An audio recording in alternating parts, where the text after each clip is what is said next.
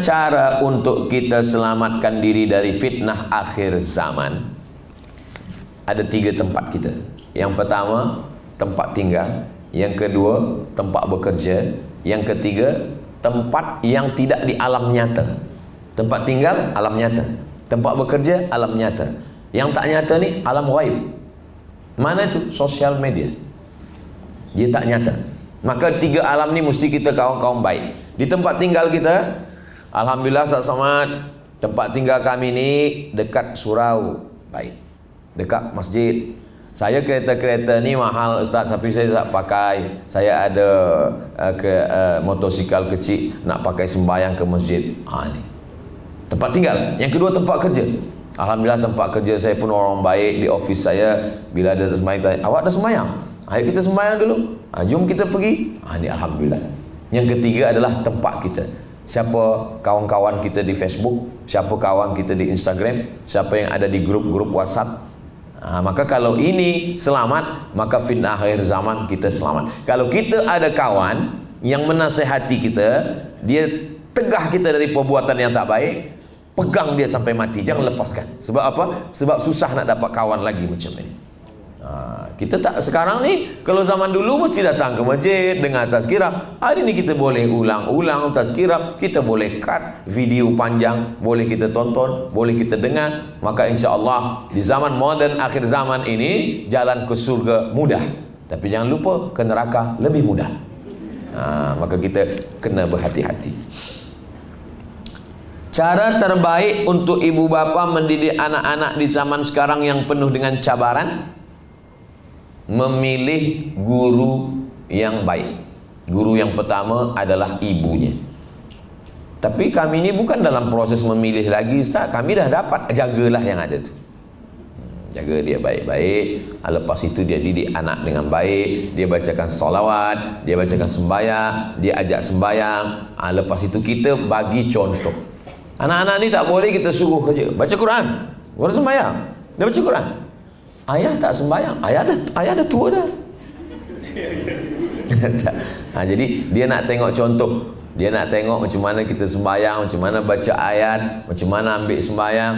Siapa yang masih ingat bila last kali bagi tahu anak begini cara berwuduk, air mesti sampai siku, macam mana masukkan jari ke lubang telinga, ini bagian dalam, ini yang daun telinga. Macam mana celah-celahkan kelingking masuk ke kaki supaya ada basah. Macam mana bunyi ra, macam mana bunyi ha, macam mana qalqalah, macam mana idgham, macam mana dha, macam mana jim. Kita mengajar. Baru selepas tu kita bagikan ke guru mengaji. Saya tak pandai betul, ini guru mengaji, masukkan tadika Islamik dekat rumah atau di pondok tahfiz Quran. Selepas itu bila dia dah besar nak masuk ke universiti, terbanglah sejauh mata memandang. Di hari petang dia akan pulang, dia dah tahu ke mana tempat dia. Bila kita dah didik dia, lepas tu kita lepas tanggungjawab di hadapan Allah. Mudah-mudahan semua anak-anak kita baik-baik, soleh-solehah. Kullukum ra'in, setiap kamu adalah pemimpin. Wa kullukum mas'ulun ar ra'iyati, setiap ayah akan ditanya di hadapan Allah. Itu maka ayat untuk lelaki. Ya ayyuhalladzina amanu, hai lelaki, hai suami, qu anfusakum, jaga dirimu, wa ahlikum, istrimu, nara, dari api neraka. Jadi dari lelaki ni memang dia warisan 2 kali bagian perempuan. Bukan berarti Islam ni tak adil, tapi dia ada tanggungjawab. Lelaki yang membagi nafkah, lelaki yang membagi nasihat. 5 hak perempuan terhadap lelaki: makan, pakaian, tempat tinggal, pendidikan, perhatian. Wajib bagi lelaki. Maka karena berat ini, banyak lelaki sekarang dia tak siap nak jadi lelaki. Bila ditanya, kamu lelaki apa perempuan? Sebenarnya saya ini perempuan, tapi masuk dalam badan lelaki. Kita mesti lelaki. Ini memang sudah dipilihkan Allah Subhanahu wa ta'ala. Apa tindakan pertama untuk perbaiki akhlak? Guru yang terbaik adalah kawan. Itu kata Imam Ibnu Maskayun. Nama kitabnya Tahzibul Akhlak, menghaluskan akhlak. Jadi yang paling tahu itu adalah kawan. Jadi saya mesti tanya ke kawan saya, apa yang kurang? Kawan orang yang dekat dengan kita. ibu kita. Dulu masa almarhumah mak masih ada, dia saya bawa pergi tazkirah. Lepas tazkirah saya tanya, macam mana tazkirah tadi mak? Aku dengar kau macam orang mengamuk. Tak boleh ke kau turunkan suara kau sikit? Oh, lepas tu saya turunkan sikit. Jamaah semua, mari kita bertakwa. Pergi tazkirah lagi masjid, saya tanya, macam mana tadi mak? Kau bercakap macam dikejar anjing. Cepat betul. Apa tak bercakap pelan macam orang bercerita? Macam mana tadi? Jadi orang yang bersama dengan kita. Selepas mak meninggal, isteri tanya, macam mana tadi? Mata menengok perempuan aja lah, macam tak ada lelaki. Itu maka dari tadi saya tengok lelaki. Jadi ada orang, bukan berarti kita dah ustaz, kita dah profesor, kita lah yang segalanya tahu. Tak. Saya tak tahu kepiah saya ni apakah lurus atau miring, mana tahu? Siapa bagi tahu? Ada orang bagi tahu. Dia tunjuk-tunjuk. Orang bagi kita luruskan. Orang gelak aja tengok kepiah kita miring, dia gelak. Lagi kita ada yang bagi tahu. Cermin dia bagi tahu kita, tapi cermin tak jujur. Telinga kanan dia kata kiri. Maka bila kita selfie sedang makan, apa kata komen orang? Ustaz, jangan makan pakai tangan kiri, haram tu. Ni pakai tangan kanan, kita guna mirror. Sebab apa? Sebab dia balikkan. Tak betul dengan yang ada di cermin. Yang paling jujur adalah kawan. Jadi kalau dapat isteri yang jujur, suami yang jujur, kawan yang jujur, orang tua yang jujur bagi tahu kelemahan kita. Orang hanya bagian menjatuhkan kita. Tapi satu saat perlu juga orang bagi pujian untuk bagi semangat dia. Orang sakit di rumah sakit, kita mesti bangkitkan semangat. Kita tak boleh jujur. Macam mana kau tengok aku ni? Kalau macam ni tak sampai hari Jumaat nampaknya selesai ni. Bagilah dia semangat. Macam mana saya ni ustaz? Saya dah banyak tempat tengok orang sakit. Sakit macam kau ni tak ada apa-apa. Tapi kata doktor, saya dah doktor tu lebih dulu mati daripada kau. Bangkitkan semangat dia. Ada masanya.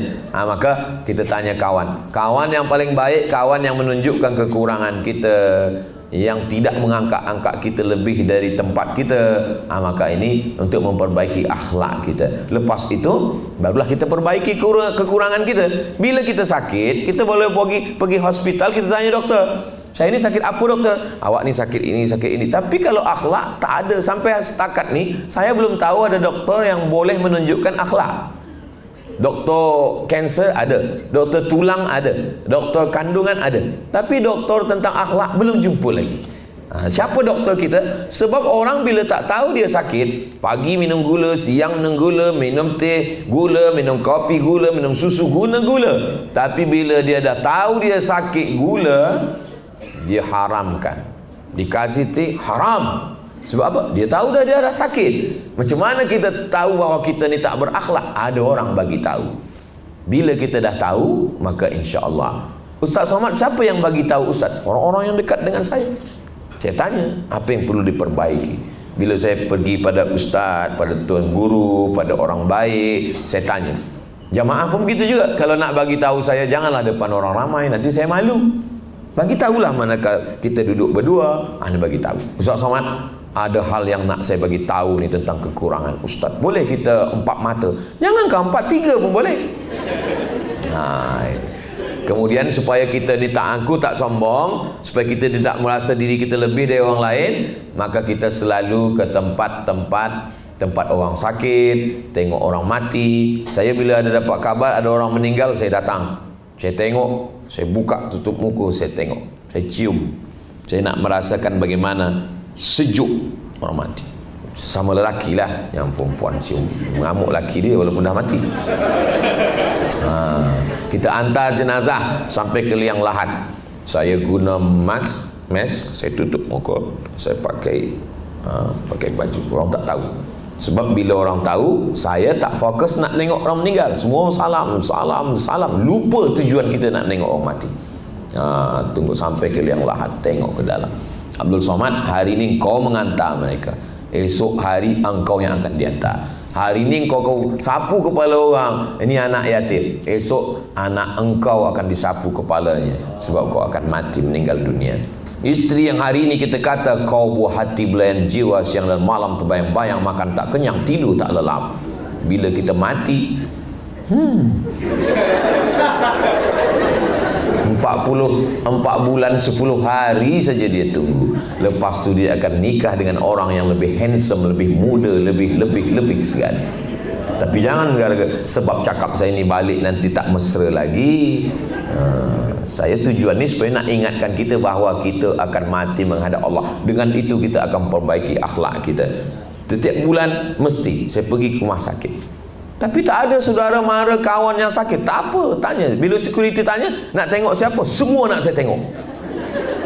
Siapa suruh? Ustaz Somad. Ini videonya. Kata security, aku pun dah lama kerja tapi tak ambil pelajaran. Sebab tiap hari dah tengok orang sakit, orang mati. Tapi sekarang tiap hari tengok tak menyentuh hati.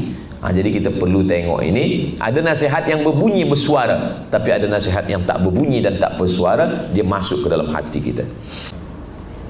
Adab dan akhlak. Adab bahasa Arab asalnya makdubatun, alif dal ba, makdubatun, adab. Asal daripada kata ni makdubatun artinya jamuan makan. Sebab bila kita beradab ada makanan. Ini tak ada ni, nampaknya kurang adab sikit.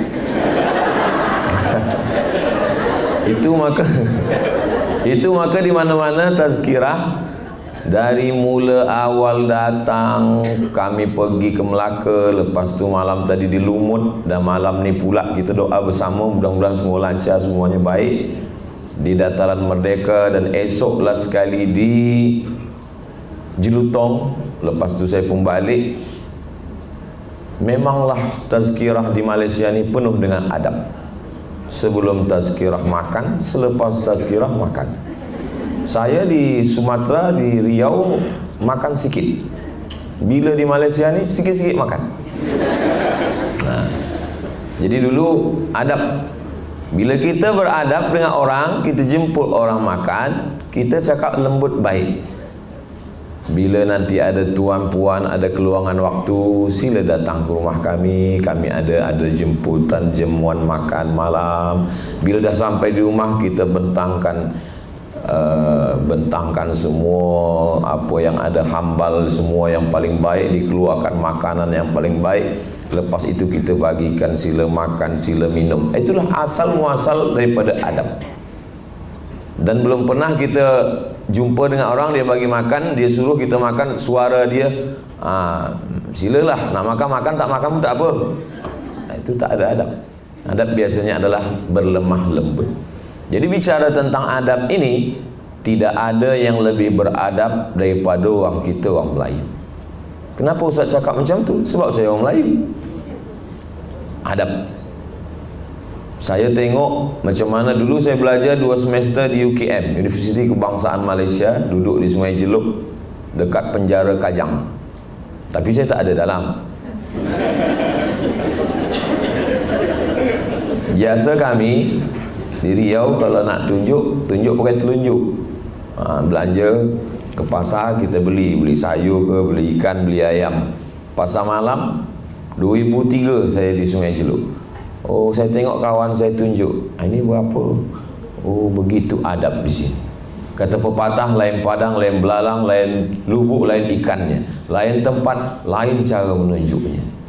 Jadi daripada menunjuk pun, dari jari telunjuk itu tak ada di Kaherah. 4 tahun saya di Mesir, belum pernah saya lagi menengok orang Arab Mesir menunjuk ikan. Ini kata dia, ini tak ada. Dia tunjuk aja ini. Laki dia pun dia tunjuk ini juga. Itu. Jadi bezakan antara agama dengan adab. Maka masalah beradab, kita amat sangat beradab. Bagi orang Melayu, saya ini tak ada adab. Sebab apa? Sebab orang Melayu, dia tak boleh nampak, maaf, belahan celana dia tak boleh seluar. Mesti ditutup pakai kain soket. Tapi nanti malam kain soket dah siap lah. Dia mesti bertanjak, lelaki bertanjak. Di mana bumi dipijak, di situ langit dijunjung. Di mana ada lelaki bertanjak, di situ puang-puang bertudung.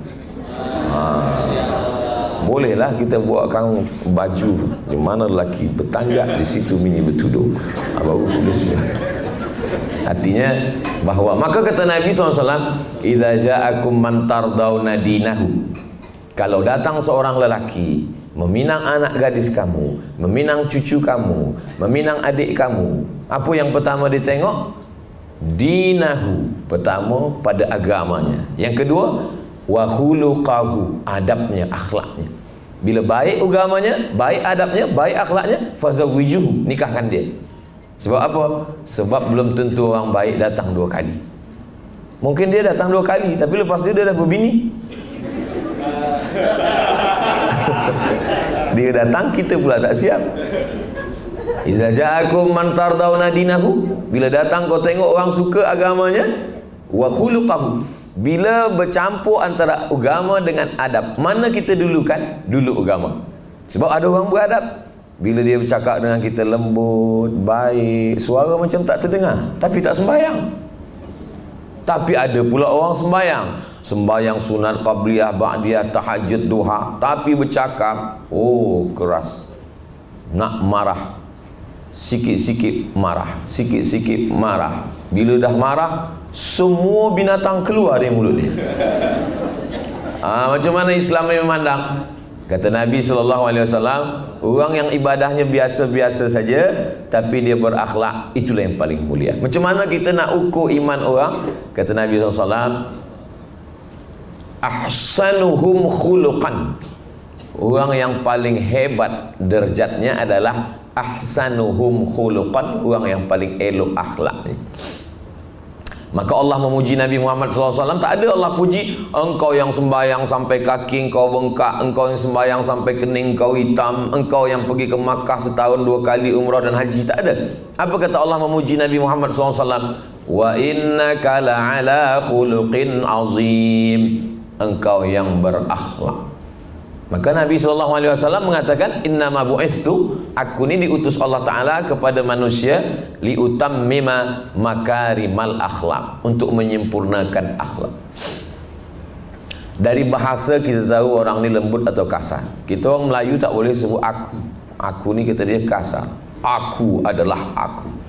Dia kata selalu sebut saya. Saya tu dari kata sahaya. Semua yang ada ha, itu selepas bahasa Melayu yang baru berubah. Baharu jadi baru, sahaja jadi saja, sahaya jadi saya. Sahaya maksudnya saya ni seorang hamba sahaya. Hamba sahaya. Sudah hamba sahaya lagi. Begitulah dia merendahkan dirinya. Aku ni tak ada, saya ni tak ada apa-apa. Saya ni budak, saya ni hamba, saya ni sahaya. Dia tak angkuh, dia tak sombong. Begitulah dari mulai tutur kata, cakapnya, lembutnya, matanya, memandang, mendengar, bagaimana dia berbicara. Maka dalam Islam ni penuh dengan kelemburan. Sekarang orang selalunya guna istilah-istilah orang putih. Dia kata etik, dia kata moral. Maka bila kita nak ambil kata moral pun bolehlah, tapi ada Islamic morality. Maknanya akhlak yang islami. Etik, Islamic etik. Sebab etik ni dia kesepakatan manusia di tempat tertentu. Misal kesepakatan manusia di kapal terbang, itu etik di kapal terbang. Bila kita masuk dia baik, bukan main. Saya ni ustaz, bila masuk kapal terbang saya dah tundukkan mata, tak tengok dia siapa juga. Apa khabar? Kata dia. Nak duduk di mana? Kita dah duduk, dia bagi sapu tangan, dia bagi makan. Nak minum apa? Saya kata minum teh. Nak teh daun, teh pucuk, apa teh manis, atau berapa gula banyak. Baik dia bukan main. Ini etik. Tapi bila kita dah sampai airport, sama-sama turun, dia dah tak kenal kita lagi. Kenapa dia baik semasa di pesawat terbang tu saja? Sebab etiknya begitu. Kalau adab tak begitu. Di atas pesawat terbang pun baik, di luar pun baik, di rumah pun baik, di jalan pun baik, di mana-mana tempat baik. Bila ada orang di rumah baik, di luar rumah tak baik, ini berarti dia punya ada 2 diri. Dalam Islam diri tak boleh 2. Orang yang ada dua berarti na'udzubillah. Munafik itu arti munafik dari kata nafak. Nafak artinya tunnel. Bila kita nak masuk tunnel ni, ada pintu masuk, ada pintu keluar. Maka nanti bila kita pergi panjang umur, murah rezeki, boleh kita melaksanakan haji insya-Allah. Amin. Itu ada tulis di atas tunnel, nafak. Apa ni kita masuk munafik? Munafik maknanya ada pintu masuk, ada pintu keluar. Orang yang punya dua wajah. Satu wajah baik, kata orang Jepun